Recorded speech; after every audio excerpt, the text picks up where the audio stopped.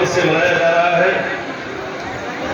अभी हमारे deputy commissioner साहब कह रहे थे कि हम आज़ादी मिले हमको 75 साल हुआ।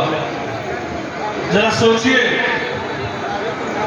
इस समय हम आज़ाद हैं, जब वह दौर था उस दौर से बहुत कम लोग बचे हैं जो उस आज़ादी की लड़ाई को देखे थे।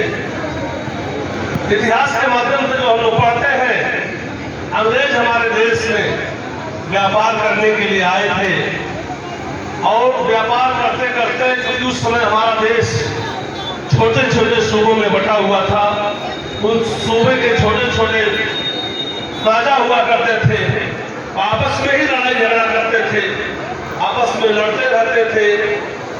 क्योंकि हमारा देश उस समय विकसित नहीं हो पाया था, आज भी विकसित नहीं है। हम विकासशील देश की श्रेणी में है। दुनिया में 2 तरह के देश है विकसित आए थे। जैसे हम ये कपड़ा पहने हैं, ये पक्का माल है, लेकिन ये कपड़ा रुई से बनता था, रुई कच्चा माल कहा जाता था रुई को। हमारे यहाँ रुई तो पैदा होती थी, लेकिन कपड़ा रुई कैसे कपड़ा बनाया जाए, इसके कल कारखाने हमारे यहाँ नहीं लगे हुए थे।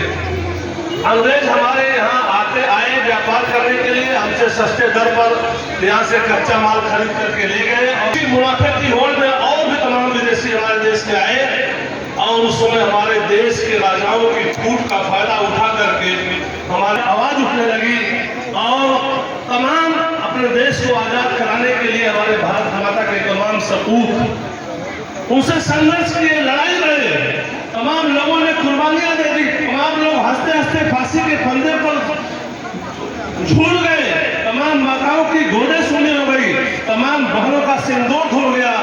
तब जाकर के आज हम यह दिन देख रहे हैं और आज़ादी जब हमें मिली 15 अगस्त 1947 को, आज 75 वर्ष पूर्ण हो गया।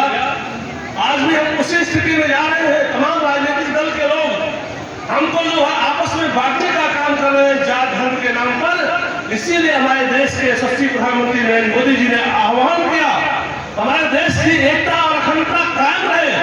उसको देखते हुए हमारे देश में रहने वाले चाहे जिस जात धर्म के लोग हों, सबके घरों से आह्वान किया कि अपने देश के प्रति सबके मन में प्रेम बना रहे और एकता अखंडता कायम रहे। घर घर से मिट्टी और चावल लेने का काम किया गया, चाहे जिस भी जात धर्म के लोग रहे हो, और वह मिट्टी और चावल सैनिकों के सम्मान में दिल्ली तक जाएगा।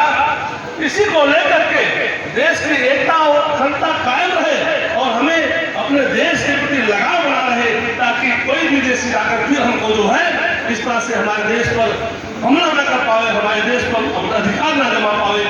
आज के कार्यक्रम का यही उद्देश्य था और आप लोग बहुत बढ़ चढ़ करके इस कार्यक्रम में हिस्सा लिए। और गर्मी के महीने में इतनी बड़ी संख्या में तमाम अभी बच्चों ने सांस्कृतिक कार्यक्रम प्रस्तुत किया, मैं धन्यवाद देना चाहूँगा। आंगनबाड़ी कार्यकर्ती, स्वास्थ्य के लोग, हमारे ग्राम विकास पंचायत परिवार, सभी का बहुत बहुत आभार है।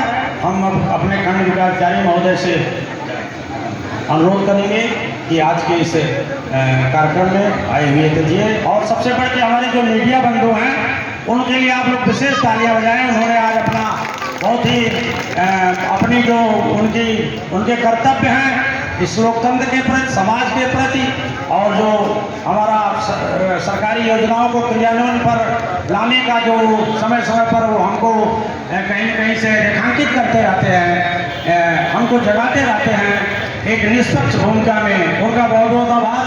हमारे अमर उजाला के राम प्रताप जी, राजेश त्रिपाठी जी न्यूज के, और भार्गव जी, विकास सिंह जी, सभी का बहुत बहुत अभिनंदन है। हम खंड विकास अधिकारी महोदय से अनुरोध करेंगे आज के कार्यक्रम में आए हुए हमारे अतिथियों, हमारे जनप्रतिनिधि, हमारे शीर्ष अधिकारीगण का के प्रति सर अपने आभार व्यक्त करें। आदरणीय खंड विकास अधिकारी, अमृत कलश के इस संग्रहण में, इस दिव्य समारोह में उपस्थित हमारे मुख्य अतिथि के रूप में आदरणीय